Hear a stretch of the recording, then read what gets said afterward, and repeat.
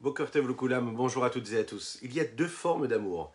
Est-ce que vous êtes plutôt du genre, quand vous aimez quelque chose ou quelqu'un, à vous isoler, à vous détacher de votre entourage, ou est-ce que vous êtes plutôt du genre à justement être un petit peu plus avec votre entourage? Quand on aime, quand on déclare son amour pour une personne, pour quelque chose, qu'est-ce qu'on a tendance à faire? À se replier sur soi-même, à se renfermer sur soi-même, ou non, ou au contraire, à aller vers l'autre. Chacun, on est tous, chacune et chacun différents, on a une approche différente. C'est pas toujours pareil, et cela dépend de quoi il s'agit. Qu'est-ce que nous sommes en train d'aimer, et qui nous sommes en train d'aimer. Il y a peut-être parmi vous des personnes qui ont fait Teshuvah, qui se sont décidées un jour à se rapprocher d'Akadosh Baruch Hu. Faire Teshuvah, on le fait tous les jours. Teshuvah, c'est-à-dire revenir vers Dieu, revenir vers quelque chose de plus essentiel qui est en nous, vers notre profondeur, vers ce qui nous attache à Kadosh Baruch Hu, à Dieu. Il y a différentes façons de le vivre. Quand on retourne vers Dieu, est-ce qu'on se détache complètement du monde qui nous entoure, de notre vie de tous les jours, de nos occupations, ou est-ce qu'on, justement, s'investit un petit peu plus dans notre vie sociale, ou est-ce que ça nous encourage à nous rattacher, à nous raccrocher, à nous attacher aussi également à tous ceux qui nous entourent, à nos semblables. Il y a différentes tendances, il y a différentes façons d'aimer. On va parfois avoir besoin et avoir envie de se retrouver en soi, pour soi, s'isoler, et parfois on va avoir envie justement de partager, d'être avec les autres. Il y a différentes façons d'aimer. C'est ce que nous allons voir aujourd'hui dans notre Tanya. Le Rabbi Shlomo Zalman de l'Iyadi nous dit que on peut aimer comme des flammes de feu ardents, et on peut aimer parfois de manière beaucoup plus paisible, comme de l'eau qui rafraîchit une âme fatiguée. C'est deux façons d'aimer. Est-ce que ces deux façons d'aimer sont présentes dans notre vie de tous les jours? Tout à fait. Ces deux façons d'aimer Akadosh Baruch Hu, deux façons de le servir, en fonction de ce que nous ressentons et en fonction des moments de vie que nous vivons à travers notre vie, nos expériences, nos épreuves, nos challenges. On va appeler ça en réalité aujourd'hui, dans les mots du Tanya, un amour qui ressemble à ce qu'est le kesef, l'argent, et un amour qui ressemble à ce qu'est le zahav, l'or. Quelle est la différence entre les deux? L'amour qui est symbolisé par l'argent, la matière, nous parlons ici des matériaux, c'est un amour qui est calme, qui est paisible, silencieux. L'amour qui est comparé, qui est symbolisé par l'or, c'est cet amour-là qui brûle en nous, d'accord, qui ne nous laisse pas impassibles. Nous allons parler aussi de ce qu'il y avait à l'époque du Beth Amikdash, de ces fameux Lévi'im, qui exprimaient leur joie par le chant. Parfois, il y a cet amour-là qui cause chez l'homme une forme de bonheur, de sérénité, de tranquillité. Et plus il va aimer la personne, plus il va aimer la chose, eh bien, il devient quelqu'un de beaucoup plus apaisé, quelqu'un de beaucoup plus serein, de plus harmonieux, et il devient bon avec ses semblables.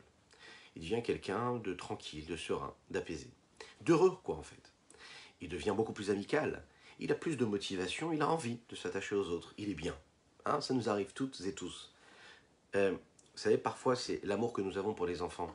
Lorsque des enfants naissent, plus on aime nos enfants, plus on leur donne.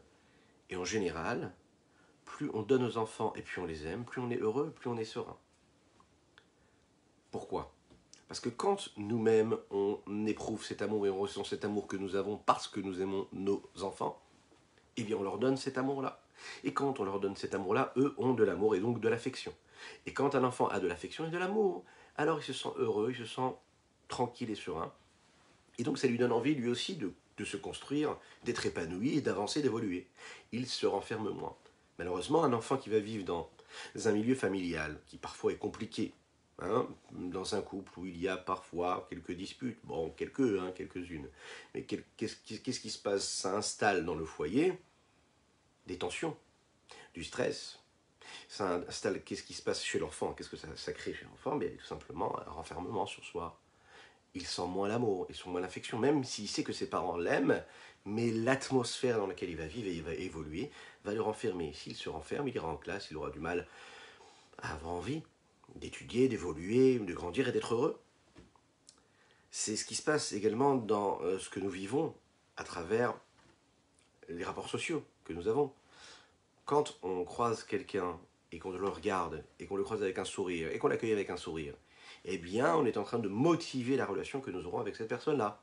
On le motive, on se motive soi-même, mais on le motive. Le fait d'avoir un visage rayonnant, ça nous permet de nous attacher à l'autre. C'est la raison pour laquelle les Pirkei Avot nous disent il faut toujours recevoir, accueillir la personne que l'on croise avec un sourire. Toujours.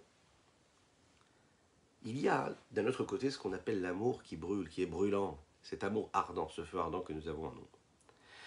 Ça, c'est l'inverse. Enfin, c'est pas l'inverse, c'est différent, on va dire.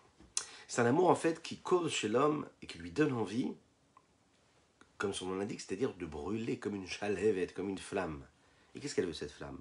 La flamme, la seule chose qu'elle veut, c'est monter vers sa source. C'est la raison pour laquelle la flamme est toujours attirée vers le haut, parce que la source du feu, elle est en haut. Quand on aime de cette façon-là, alors c'est un amour qui nous brûle de l'intérieur. On ne peut pas rester tranquille. On est vraiment amoureux énormément d'une chose, d'une personne. On vit la connexion avec cet élément-là avec une fougue et un amour tellement fort qu'on ne peut pas rester tranquille. Ça arrive quand on aime une personne, mais ça arrive beaucoup, vous savez, quand une personne découvre la Torah, qu'elle décide de faire teshuva par exemple, et qu'elle sent l'amour d'Akadosh Baruch Hu, elle sent l'amour de Dieu, et puis il n'y a plus rien qui n'existe autour d'elle, et elle va faire des démarches, elle va évoluer, elle va changer sa vie, elle va transformer son existence, parce qu'il y a cette flamme-là qui brûle en lui, qui lui donne envie de se rapprocher de Dieu. Quand on aime de cette façon-là, il n'y a plus personne qui existe autour. Cet amour-là, c'est un amour qui peut être très positif, qui est parfois destructeur pour l'entourage, parce que quand on aime de cette façon-là, tout ce qui nous entoure disparaît. On ne laisse de place à personne et ni à quoi que ce soit. C'est-à-dire que la seule chose qui va nous motiver, c'est cet amour que nous éprouvons. Donc, c'est la deuxième forme, cet amour-là qui nous détache, qui nous coupe de notre entourage.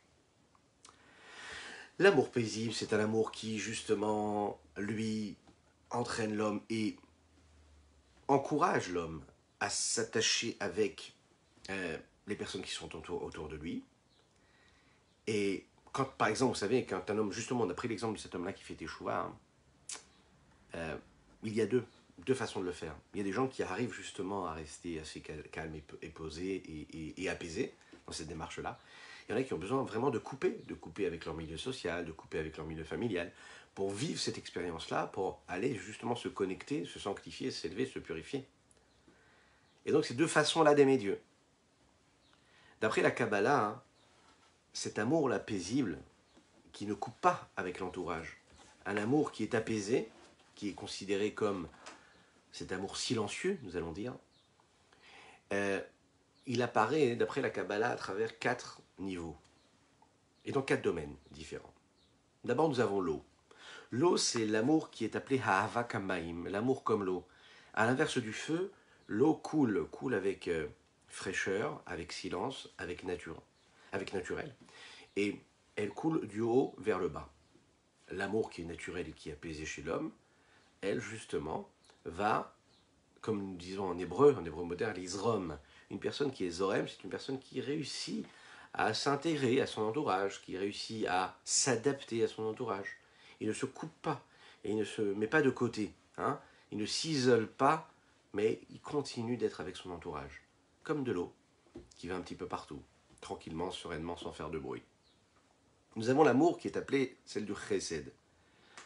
Quand on aime une personne nous-mêmes, quand pas particulièrement nous l'aimons, mais quand on fait preuve d'amour, c'est-à-dire qu'on a un geste de bonté, ce qu'on appelle le chesed, eh bien, l'amour, c'est ce qui motive la bonté. Comme nous aimons, comme nous voulons donner, donc en fait on aime. Donc en fait c'est un amour qui va faire que l'homme va sortir de ce qu'il est lui pour l'autre. Ce n'est pas seulement un amour qu'il éprouve pour lui, mais ça engendre et ça met en mouvement quelque chose. Quoi? Eh bien ce partage-là, ce don-là.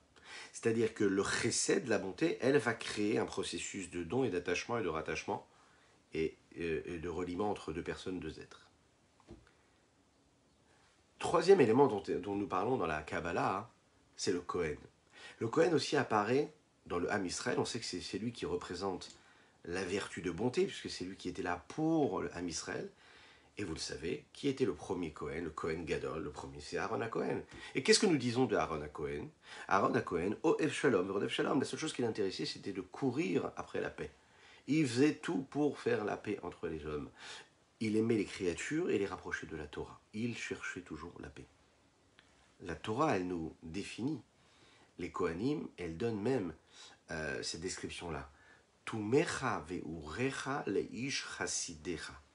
Ça veut dire que les Kohanim avaient la recommandation de bénir le Ham Israël, comme nous le disons dans la bénédiction des Kohanim, Behahava, dans l'amour. Ça ne pouvait se faire que par amour. Le Kohen, c'est justement cette vertu d'amour. Mais bien sûr, c'est un amour qui est apaisé, qui est calme, qui est silencieux. C'est la raison pour laquelle le Kohen, justement, symbolise cette connexion que nous avons avec Dieu, qui est une connexion tranquille et sereine. Et puis nous avons le Kesef. La Kabbalah nous dit que la symbolique de l'argent, du Kesef, veut dire aussi Kesef Kisoufine. Qu'est-ce que ça veut dire Kisoufine? Kisoufine, c'est quand, par exemple, on sent un amour profond et on a comme une mélancolie positive. C'est-à-dire quelque chose qui brûle en nous et qui nous donne envie de nous attacher avec quelque chose d'autre.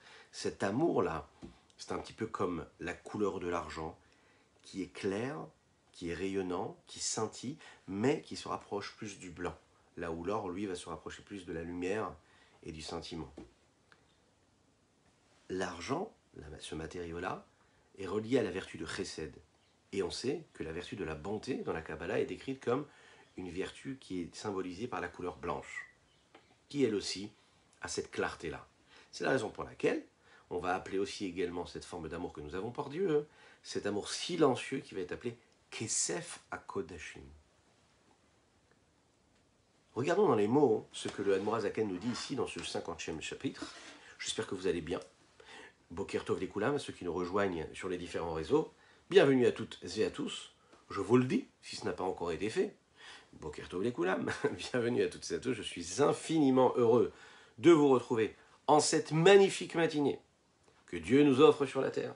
Je vous invite à partager, je vous invite à liker, je vous invite à commenter cette publication afin que nous soyons encore et toujours plus à diffuser cette Torah-là. Et si on diffuse la Torah comme il faut, Akadosh Baruch Hu nous bénira, Akadosh Baruch Hu nous apportera tout ce dont nous avons besoin, à savoir l'opulence matérielle et spirituelle, et surtout, et ça c'est très important, il nous apportera, il nous enverra la venue de Mashiach Tzidkenu, cette venue-là que nous attendons impatiemment, et bien sûr nous pensons ce matin à toutes ces personnes-là qui sont encore blessées à Méron, et qu'Akadosh Baruch Hu fasse qu'il leur envoie une refoua chez une guérison totale et complète.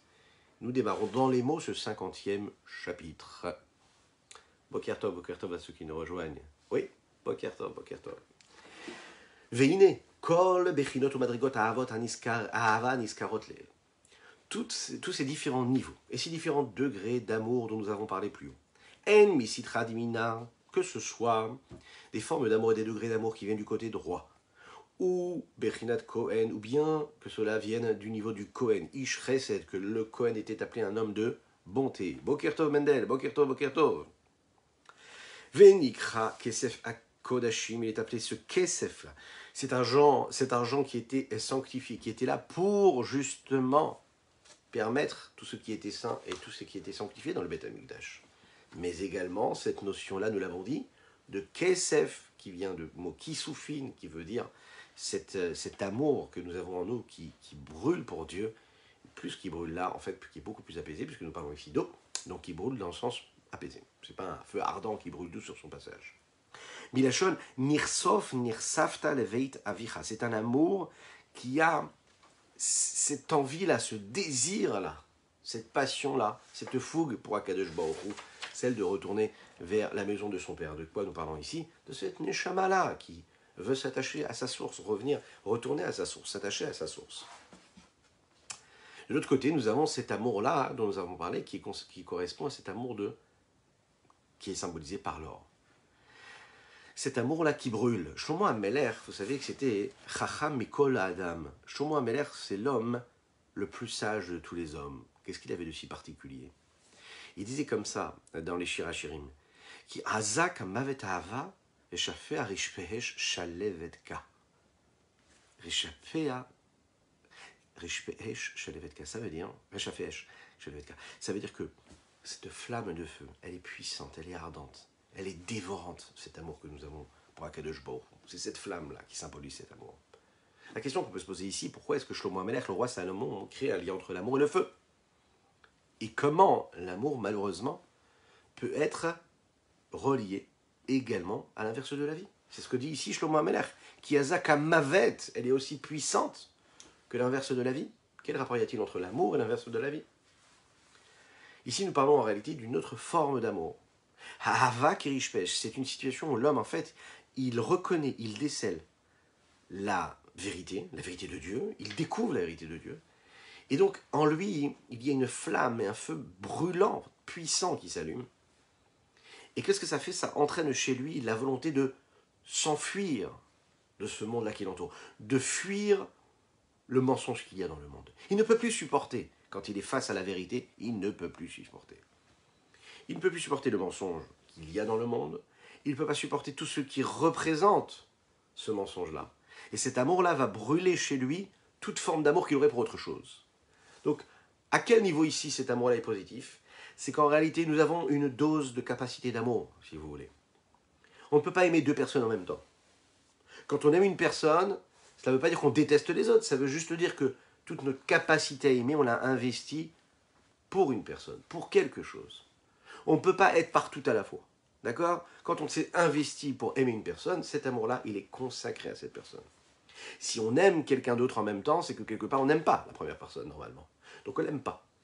On ne peut pas aimer. L'amour véritable brûle. Qu'est-ce qui brûle? Il brûle toute forme d'amour autre que nous avons, qui serait étranger à cette personne que nous aimons. À plus forte raison, quand on parle ici, il s'agit ici d'aimer Akadosh Baruch Hu, d'aimer Dieu. Quand on aime Dieu, on ne peut pas aimer le reste. On ne peut pas aimer les plaisirs du monde et aimer Dieu. Alors vous allez me dire, non, mais moi j'ai l'impression de faire parfois des mitzvot, d'aimer Dieu, d'aimer mon peuple, d'aimer mon histoire, d'aimer mon âme divine, et en même temps parfois aimer aussi les plaisirs du monde. Comment est-ce qu'on peut s'en sortir pour vivre les deux en même temps? Alors bien sûr, vous le savez, quand on étudie la Chassidoute, quand on étudie le Kabbalah le soir, on est de plus en plus sincère. On va à la vérité même. On ne triche pas. Et comme on ne triche pas, eh bien on dit les choses comme elles sont. Un homme qui aime vraiment Dieu, il ne peut pas aimer le monde qui l'entoure. Il peut aimer ce qu'il y a de Dieu dans le monde qui l'entoure, mais il ne peut pas aimer le mensonge qu'il y a dans le monde. On ne peut pas faire tout en même temps. On ne peut pas se consacrer à différentes choses en même temps. Un homme qui a goûté le goût de la sainteté divine ne peut plus être attiré par le goût de la banalité, de la futilité et du mensonge du monde. Il ne peut que se concentrer sur la sainteté de Dieu. C'est un état qui, quand il est poussé à l'extrême, peut amener l'homme en réalité à réellement se détacher du monde, à ne plus supporter le monde dans lequel il vit. Et c'est ce qui peut amener, quand c'est poussé à l'extrême, klot hanefesh. Qu'est-ce qu'on appelle klot hanefesh? C'est-à-dire que l'âme ne peut plus supporter de vivre ici-bas, dans ce mensonge-là, dans la matérialité. Et donc, qu'est-ce qu'elle fait? Elle décide de retourner chez Dieu. C'est ce que nous avons vu à travers l'histoire de Nadav et Avihu. C'est l'idée de ce que nous appelons mitat neshika. Qu'est-ce que c'est? On sait qu'il y a des tzadikim qui, eux, sont montés chez Akadosh Baruch Hu par le baiser d'Hachem. Akadosh Baruch Hu, c'est très particulier.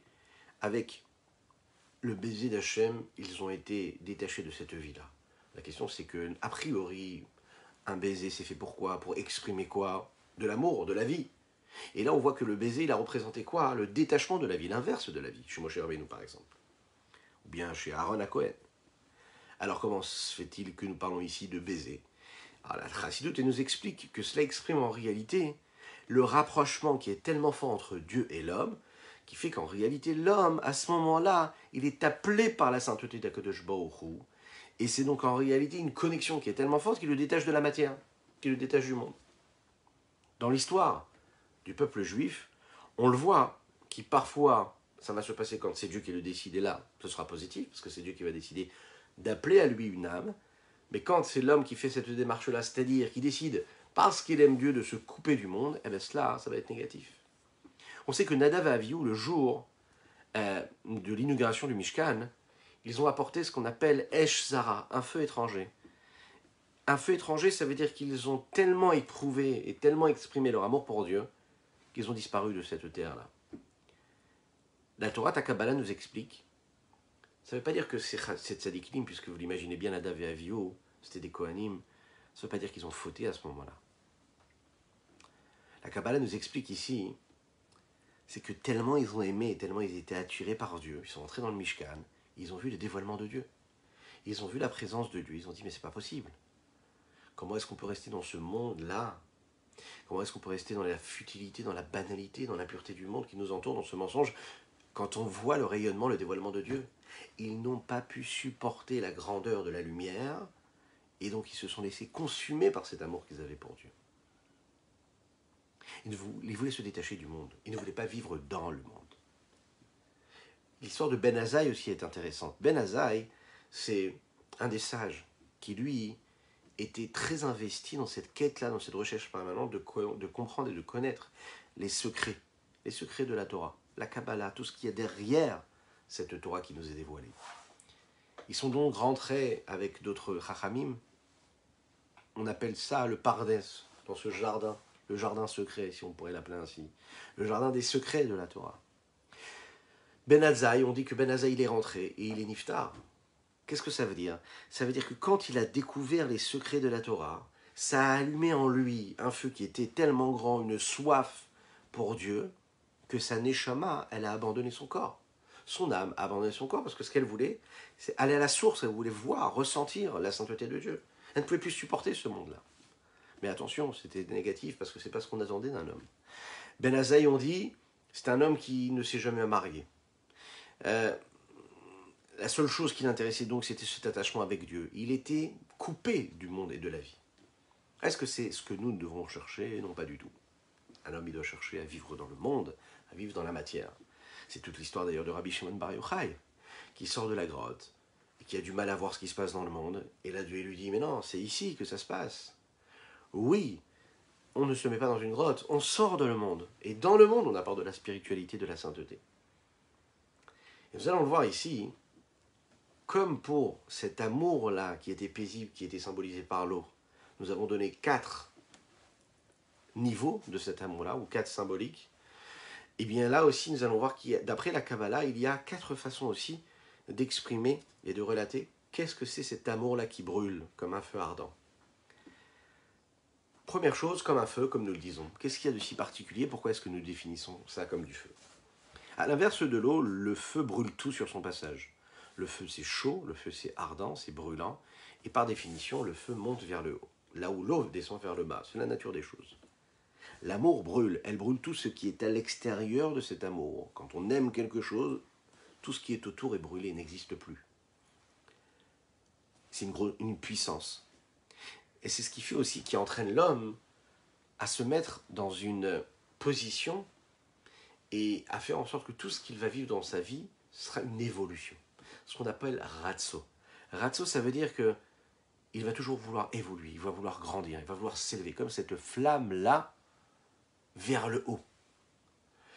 Être attiré vers le haut. Ça veut dire que quand on aime, quand on a ce feu qui brûle, eh bien cette flamme-là, elle est attirée vers le haut. Ça veut dire qu'on a découvert la Torah, on a découvert Akadosh Baruch Hu. La seule chose qui va nous intéresser, c'est de qu'est-ce qu'on peut faire de plus pour nous attacher encore un petit peu plus de Dieu. Ce qui est intéressant, c'est que cet amour-là, ardent, c'est aussi ce qui est reflété par, à l'inverse de l'eau qui, elle, était ce qu'on avait appelé chesed, la vertu de bonté.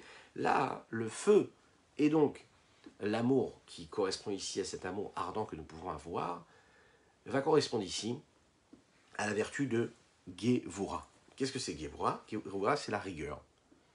Alors, en général, c'est curieux parce que quand on parle d'amour, on parle surtout de chesed. On ne parle pas de Gevura. Quand on parle d'amour, on parle de bonté.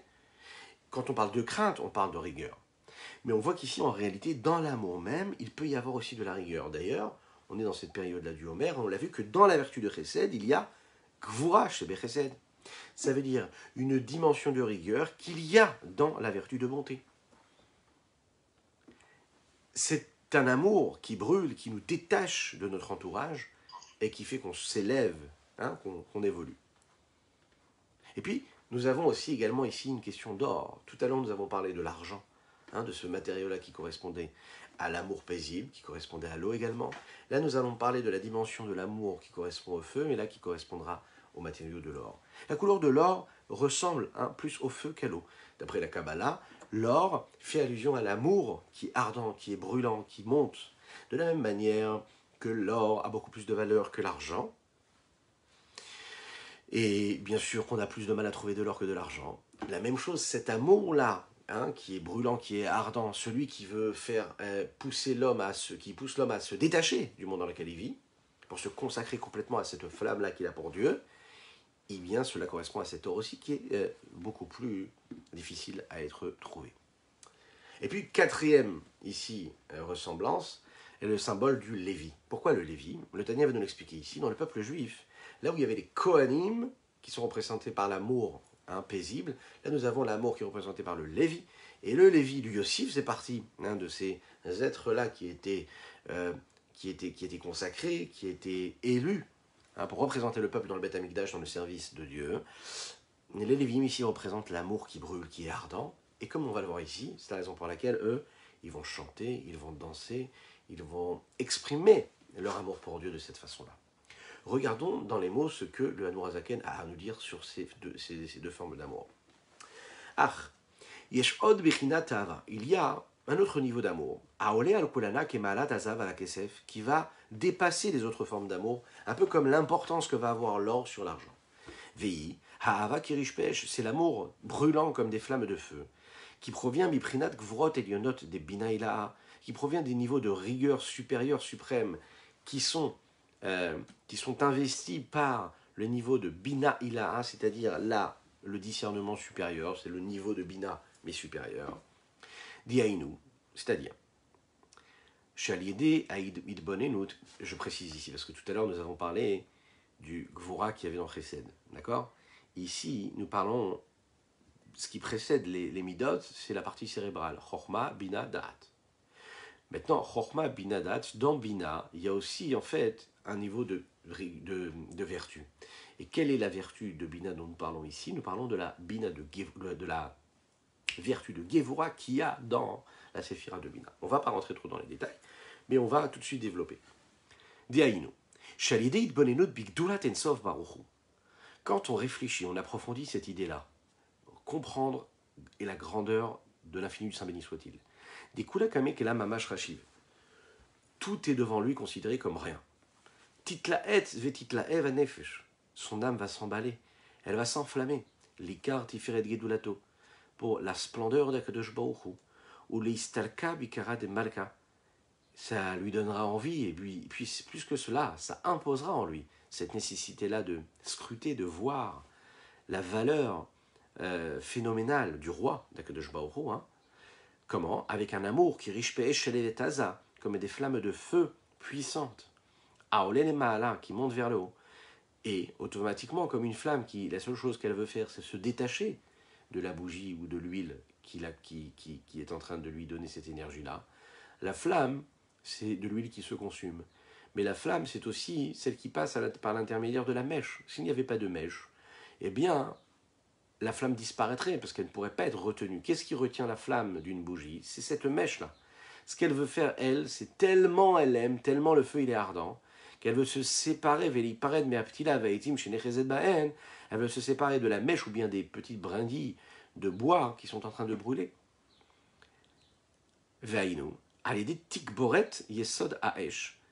Quand il y a une intensification de la base même du feu, c'est-à-dire la source du feu qui est trop puissante. Et quel est ce feu-là? Bien sûr, nous parlons le feu divin.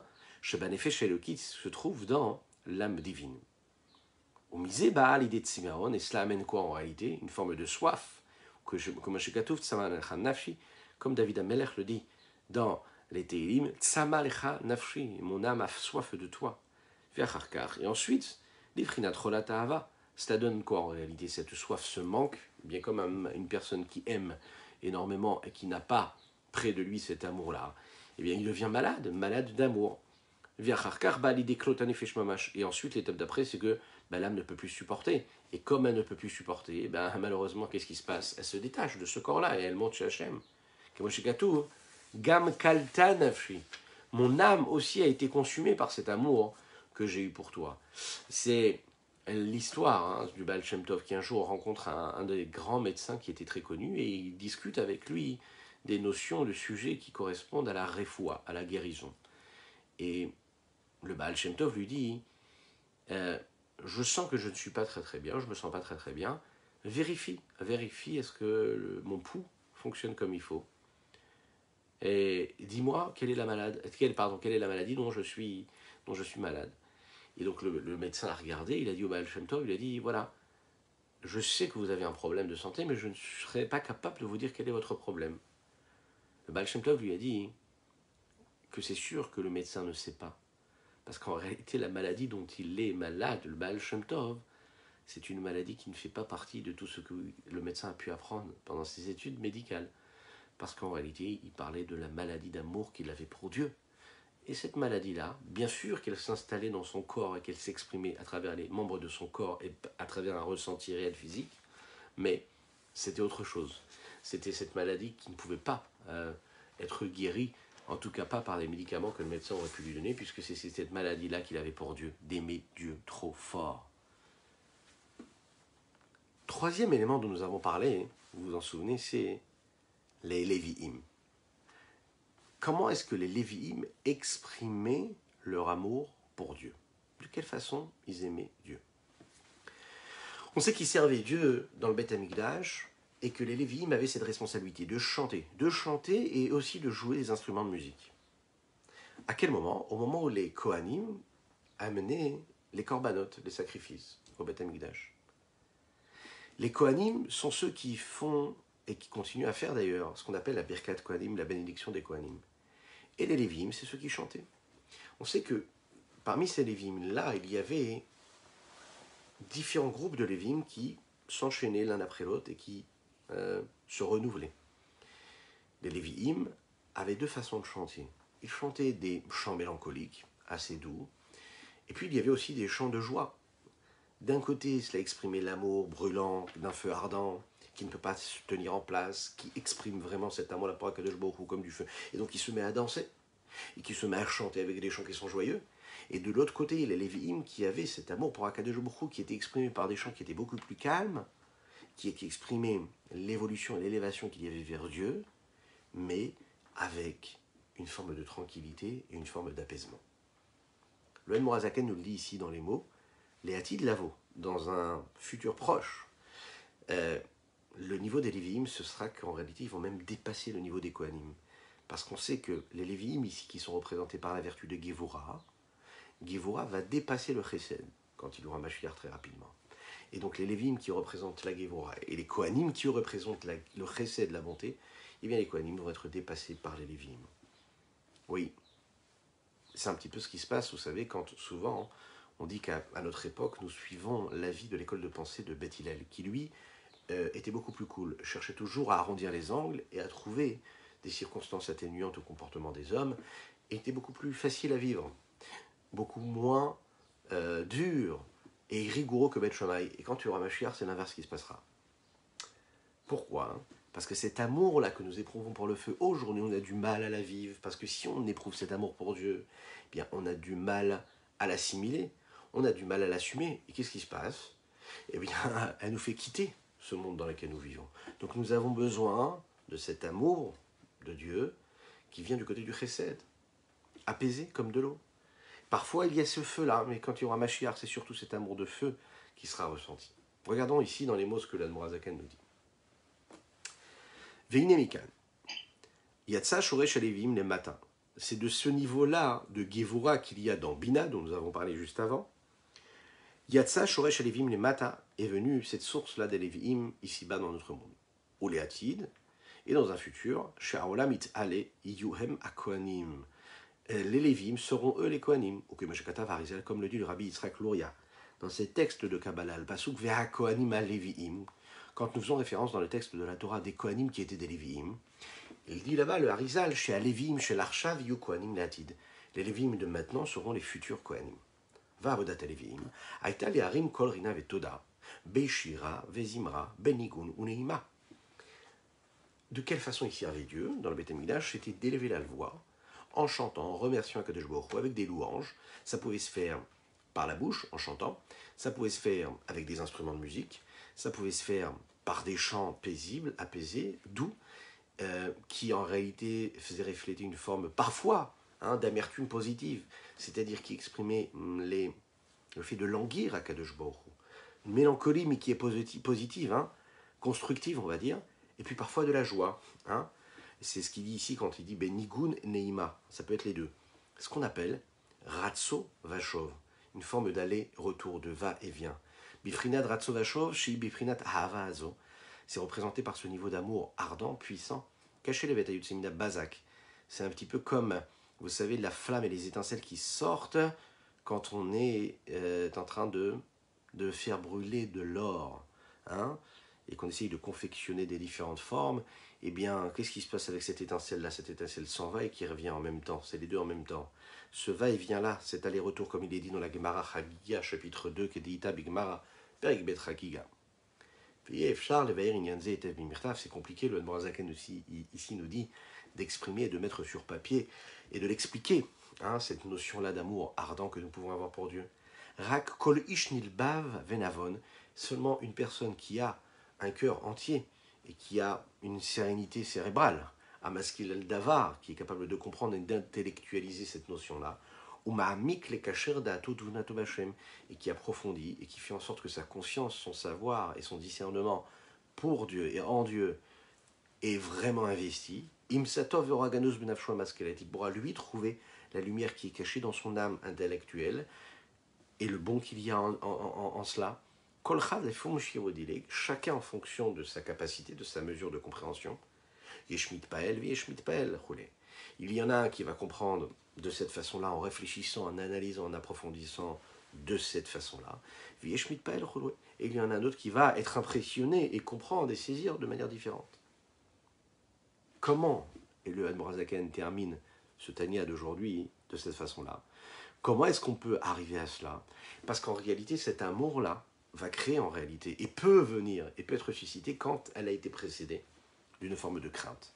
Après cette introduction-là, de la crainte de la faute, ça veut dire de s'imposer une discipline qui est que je vais écarter complètement le mal. Le mal n'aura pas de place. Qu'à aucun moment les fautes puissent couper l'homme de cette connexion qu'il a avec Dieu. Séparer la connexion, séparer ce qu'il est lui et ce que Dieu peut lui apporter. Ce que nous voyons ici en réalité, c'est que Kadosh Baruch Hu nous demande de l'aimer de deux façons, et qu'en réalité on doit à chaque fois jauger et juger un petit peu dans notre vie, dans notre existence. On parle d'un niveau d'amour qui est très très fort, qui est très puissant, mais on est tous et on a tous en nous dans la vie de tous les jours ces différentes formes d'amour pour Dieu. Parfois un feu ardent qui nous anime, et parfois un feu beaucoup plus paisible. Parfois c'est de l'eau qui coule. Et puis on doit en fait puiser en cela, dans ces deux domaines-là, dans ces deux façons-là d'aimer Dieu. Parfois laisser exprimer cette flamme-là, parce que cette flamme-là, c'est ce qui va faire que cet amour que nous éprouvons pour Dieu va faire disparaître l'amour que nous avons pour autre chose, parce que comme nous l'avons dit, quand on aime quelque chose, on ne peut pas aimer le reste à côté. Et d'un autre côté, on doit faire attention que cet amour-là ne nous coupe pas complètement de notre entourage du monde qui nous entoure, parce qu'on doit se rappeler qu'on est là justement pourquoi? Pour élever, pour sanctifier le monde qui nous entoure. Donc vivre avec ce monde-là, garder ce feu ardent, mais être capable de faire les deux en même temps. D'un côté ratso, d'un côté je m'élève, je me rapproche de Dieu, et de l'autre côté chauve. De l'autre côté, je ramène cet amour-là dans quelque chose de paisible et de tranquille. Voilà ce qu'on pourrait se souhaiter à chacune et chacun, en vous souhaitant Shavuot Tov ou Mazal Tov, une excellente semaine à toutes et à tous, des bénédictions à l'infini matériel et spirituel pour tout le Ham Israël, et une belle réfoua chez les mains pour nos malades du Ham Israël. Je vous souhaite que des bonnes choses. Je vous invite à partager, je vous invite à liker, je vous invite à commenter cette publication afin que nous soyons encore toujours plus à étudier la Torah. Et quand on étudiera encore et toujours plus la Torah, eh bien qu'est-ce qui se passera? Mashiach arrivera. À bientôt.